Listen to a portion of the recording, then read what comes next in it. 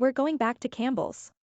The products in the ordinary supermarket can't protect cash-strapped Americans. It's been months since LaJoy Johnson-Law stayed within her grocery budget, but that's not for a lack of trying in a time of high inflation. When Johnson-Law shops for herself and her daughter, her goal is to spend a monthly maximum of $300. In December, the Washington D.C. mother spent $350. In January, she spent $400. It's not looking good for February. Last week, Johnson-Law walked into her giant supermarket with a plan: spend no more than $100. Her bill was $165. My dollar isn't working as hard. Even this last trip, I didn't get much, it wasn't a lot, and I spent $165, said Johnson-Law, 33, who works at a nonprofit helping families navigate the Washington, D.C. school system, as she also pursues a Ph.D. in public policy and administration. Because Johnson-Law's dollar isn't going as far, she's making an extra effort to contain costs. She makes careful lists and schedules her grocery store trips in advance to cut down on the chances of making impulse buys. And after checking to make sure the ingredients are comparable, Johnson-Law increasingly opts for the store brand, also called the private label low version, instead of the brand name product. Her recent $165 grocery tab included an off-brand ketchup,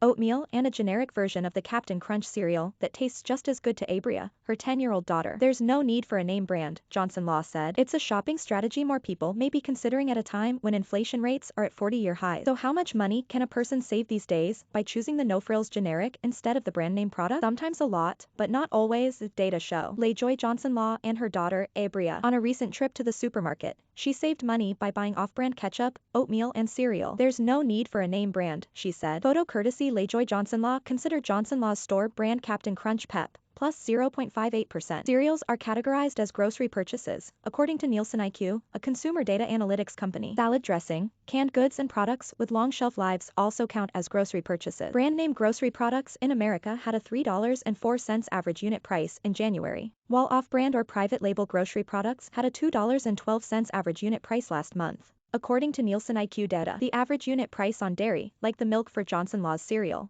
was $3.25 for brand name in January and $2.85 for private label, NielsenIQ said. But there's essentially no difference in price on seafood, at least during January. It was a single penny difference between the $9.07 average unit price for brand name and $9.06 for store brand seafood, the numbers showed. For some purchases, the brand name can be cheaper. The January average unit price of brand name produce was $1.88 compared to the $3.07 for private label. For fresh flowers and anything else in NielsenIQ's floral category, the average unit price on brand name was $8.32 versus $10.60 for the private label. Keep in mind, a unit would be anything with a barcode, so that could be a generic item purchased in bulk, or it could be smaller brand name item. But the numbers show the cost savings from private label goods aren't automatic. The NielsenIQ numbers show costs creeping up for both private label and name brand goods. For example, the January average unit price on brand name groceries is up 9.6% year over year and up 8.2%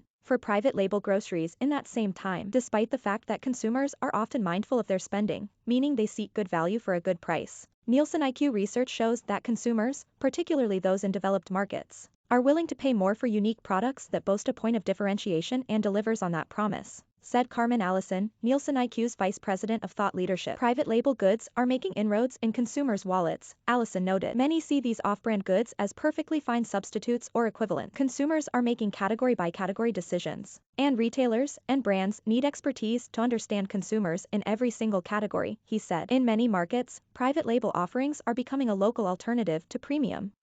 Polling and market data paint a mixed picture on whether people are going more for private label products instead of the brand name. Off-brand product sales are growing, but it's possible people are buying the brand name and off-brand version too. Shoppers bought $13.8 billion in private label goods during January, according to NielsenIQ data. That's a 4.2% increase from the same point last year. But shoppers also purchased $61.9 billion in brand name goods in January, NielsenIQ data showed, a 6.6% year-over-year increase. 3 in 10 consumers say they are buying more store-brand food and drinks compared to a year ago, according to an almost 2,000-person poll from Mintel, a market research firm. But almost two-thirds say they're buying the same amount, said the poll, conducted in December. When people buy store-brand goods, almost half say it's because of rising food/drink prices.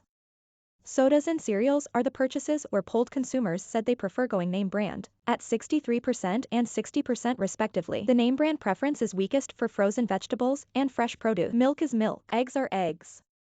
In the suburbs of Austin, Texas, Terry Carter, a self-described cheap son of a gun, has been buying mostly off-brand goods for 3 decades, a necessity as he raised 6 kids. You gotta look at cost savings to cut every corner, said Carter, 57, who handles development and operations for a real estate company's back-office function. When he's not expecting any particular flavor, he buys off-brand. Milk is milk. Eggs are eggs, said Carter. The same goes for products like chicken, lunch meat and also generic medication. He often starts with lower-cost, off-brand home improvement tools at Harbor Freight. Carter considers buying the brand name if the tool breaks, and he's planning on using it a lot. Terry Carter is a longtime buyer of off-brand products. You gotta look at cost savings to cut every corner, the father of 6 said. Photo courtesy Terry Carter. The Aldi discount grocery store that recently opened nearby has been a real find, Carter noted. He doesn't pass up the $4 protein shakes at the store. That's at least $2 less than comparable shakes at a Walmart WMT, minus 0.64%. He said, but Carter has his limits for bargain seeking, like when his wife bought off-brand canned soup. Nope, we're going back to Campbell's CPB, plus 1.72%. Some generic can be too generic, Carter said. When I go brand, I'm buying the quality or the flavor. That's what the brand is.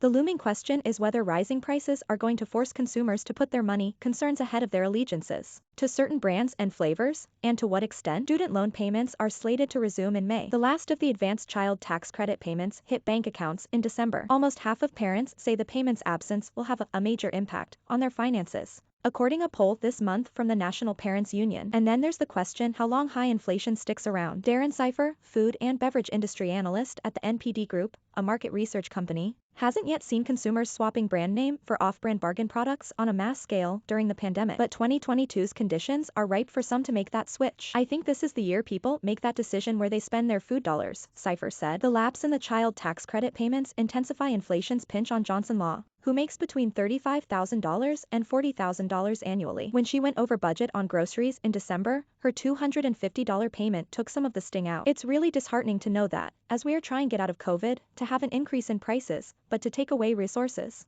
she said. For now, Johnson-Law said she'll hang on with her cost-limiting strategies as best she can, which includes keeping her eyes open for cheaper off-brand products. She'll also have to reconsider her expectations on household expenses. I need redo my budget.